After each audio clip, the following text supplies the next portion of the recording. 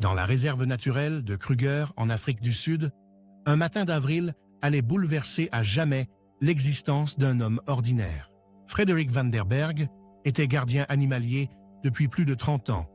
Il vivait dans une habitation modeste, aux abords du parc, où il consacrait ses journées à la protection de la faune sauvage. Ce mercredi-là semblait en tout point identique au précédent, jusqu'à ce qu'un phénomène inexplicable vienne tout changer. Lorsque Frederik ouvrit les yeux aux premières lueurs de l'aube, rien ne laissait présager l'extraordinaire tournure que prendrait cette journée. Pourtant, ce qui l'attendait dépasserait tout ce qu'il avait pu observer durant sa longue carrière au contact des animaux sauvages. La lumière dorée commençait à peine à illuminer la savane quand Frederik se dirigea vers sa cuisine pour préparer son thé matinal. Mais alors qu'il remplissait sa bouilloire, un son inhabituel parvint à ses oreilles. Ce n'était pas le chant familier des oiseaux, ni le cri des singes qui s'éveillaient dans les arbres. Ce grondement sourd, presque vibrant, semblait provenir de partout à la fois. Frederik s'approcha prudemment de la fenêtre donnant sur la plaine. Ce qu'il découvrit le cloua sur place et fit battre son cœur à tout rompre. Des lions par dizaines encerclaient complètement sa maison. Partout où son regard se posait, il apercevait des silhouettes félines.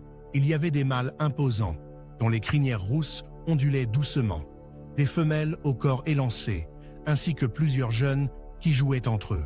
Frederik recula instinctivement de la fenêtre, son esprit tentant de comprendre ce qui se passait. Jamais, en 35 années de métier, il n'avait été témoin d'un rassemblement aussi massif de félins au même endroit. Les lions vivent généralement en groupes familiaux, comptant une dizaine d'individus tout au plus. Ce que Frederik observait défiait toute logique comportementale. Il compta mentalement et arriva à un nombre approximatif de 40 à 50 animaux. Une impossibilité zoologique selon toutes les connaissances établies. Le gardien se précipita vers son téléphone et contacta immédiatement le bureau central de la réserve. Son supérieur, Christopher, décrocha après plusieurs sonneries. « Christopher, j'ai besoin que tu viennes immédiatement chez moi avec une équipe. Il y a des dizaines de lions autour de ma maison, » déclara Frederik d'une voix qu'il essayait de maintenir stable. Un long silence suivit avant que Christopher ne réponde, incrédule. « Des dizaines de lions, dis-tu, Frederik? Tu es certain de ne pas exagérer la situation ?» Frederik insista, décrivant ce qu'il voyait à travers ses fenêtres. Christopher lui ordonna de rester à l'intérieur, de sécuriser toutes les issues et promit d'arriver dans les plus brefs délais. Après avoir raccroché, Frederik retourna observer les félins qui n'avaient pas bougé. Certains semblaient même installés confortablement, comme s'ils prévoyaient de demeurer là. Ce qui frappait Frederik était l'absence totale d'agressivité dans leur comportement. Les lions ne grondèrent pas de manière menaçante, n'essayaient pas de s'approcher, ne montraient aucun signe d'hostilité. Ils étaient simplement présents, comme s'ils attendaient quelque chose de précis. Les 40 minutes qui suivirent parurent durer une éternité. Frederik but son thé en observant cette scène surréaliste se dérouler devant lui. Le soleil montait progressivement dans le ciel. Les lions commencèrent à s'animer légèrement, certains s'étirant, d'autres bâillant largement. Frederik nota mentalement chaque détail, son instinct de naturaliste prenant le dessus. Enfin, le bruit de moteur se fit entendre au loin. 2 véhicules tout-terrain de la réserve apparurent sur le chemin poussiéreux. Les lions réagirent en tournant leur tête vers les nouveaux arrivants, mais, étrangement, aucun ne prit la fuite comme on aurait pu s'y attendre. Ils restèrent en place, observant les véhicules avec curiosité. Les véhicules s'arrêtèrent à distance respectable et Christopher en sortit accompagné de plusieurs gardes et d'une biologiste spécialisée. Christopher contacta Frederik par talkie-walkie. « Mon ami, tu n'avais pas exagéré. C'est absolument extraordinaire. Reste bien à l'intérieur. » La biologiste, nommée Dr Anna Mensah, commença immédiatement à observer les félins avec ses jumelles. Après plusieurs minutes d'observation, elle demanda à s'entretenir avec Frederik via la radio. « Monsieur Vanderberg, pouvez-vous me dire si quelque chose de particulier s'est produit récemment dans le secteur ?» Frederik réfléchit intensément à cette question. Puis soudain, un souvenir lui revint clairement. « Il y a 4 jours, j'ai découvert une lionne gravement blessée près du point d'eau principal, » expliqua Frederik. « Elle avait été attaquée par un hippopotame et présentait de profondes blessures au niveau du poitrail. Je l'ai soignée sur place, nettoyé ses plaies et lui ai injecté des antibiotiques. Elle était trop affaiblie pour se déplacer, donc je suis resté plusieurs heures auprès d'elle. Quand je suis reparti, elle semblait aller mieux et pouvait se tenir debout. Un silence radio s'installa pendant quelques secondes.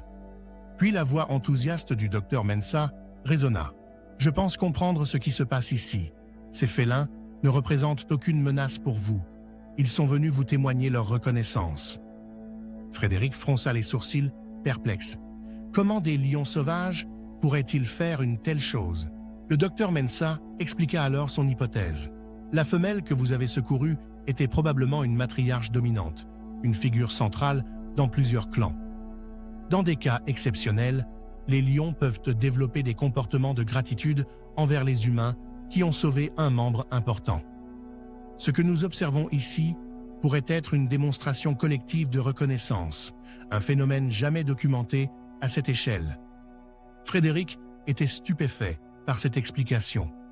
Les lions ont une organisation sociale complexe que la science commence seulement à comprendre pleinement.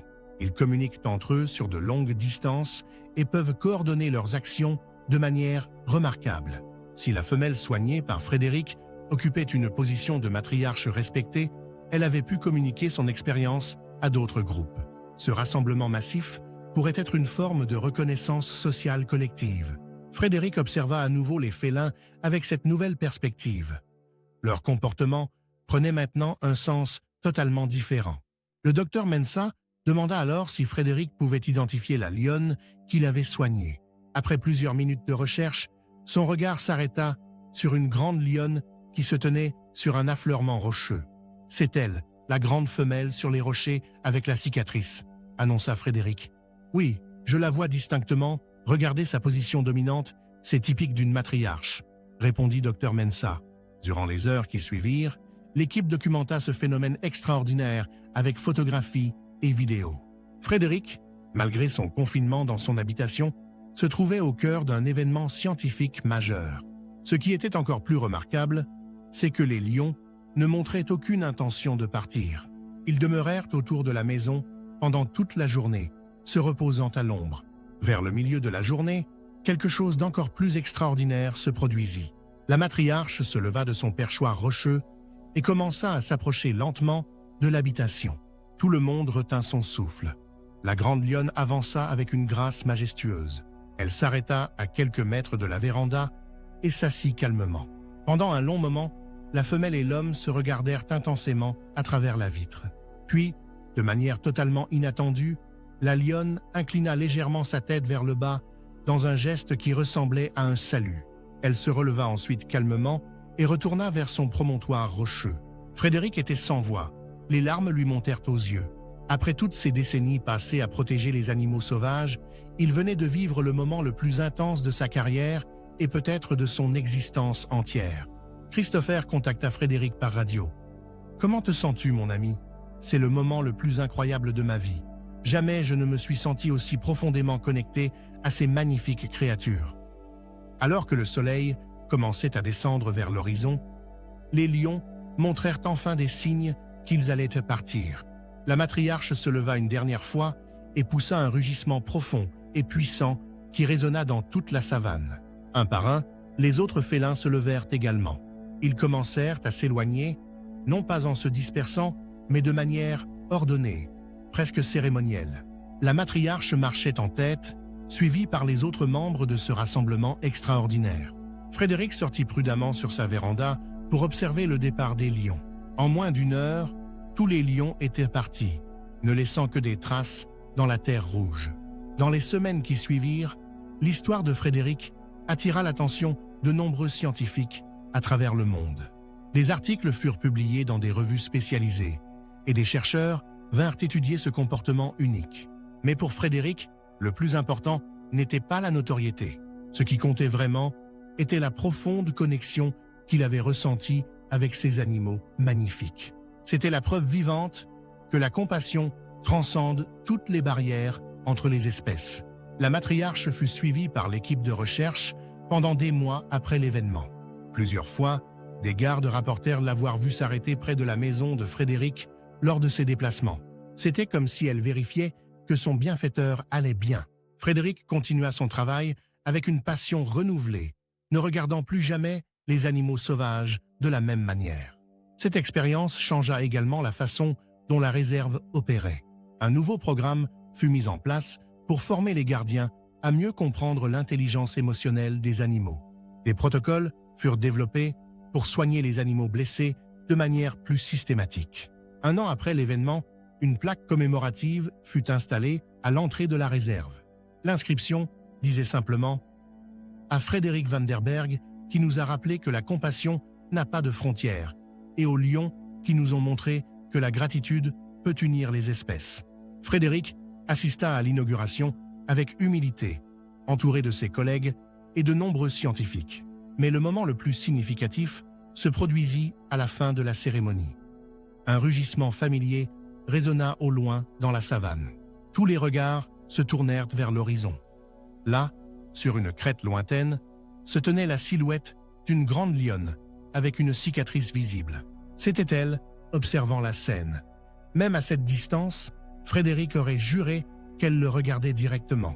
Pendant un long moment, l'homme et le lion se regardèrent à travers la distance, unis par un lien que peu pourraient comprendre, mais que tous deux ressentaient profondément. L'histoire de Frédéric Vanderberg devint une légende racontée dans les réserves d'Afrique et dans le monde entier. Elle servit de rappel puissant que les animaux sauvages ne sont pas de simples créatures guidées uniquement par l'instinct. Ce sont des êtres sensibles capables d'émotions complexes, de mémoire, de gratitude et peut-être même d'une forme d'amour à leur manière. Et tout cela avait commencé par un simple acte de bonté d'un homme envers un animal dans le besoin. Cela prouvait que parfois, les gestes les plus modestes peuvent avoir les répercussions les plus profondes et les plus inattendues. Cette histoire nous rappelle que nous partageons ce monde avec des créatures extraordinaires qui méritent notre respect et notre compassion. Chaque acte de gentillesse envers un animal peut créer des liens invisibles mais puissants entre les espèces. Si cette histoire vous a touché, n'hésitez pas à vous abonner à la chaîne, à laisser un like et à partager en commentaire vos propres expériences avec les animaux.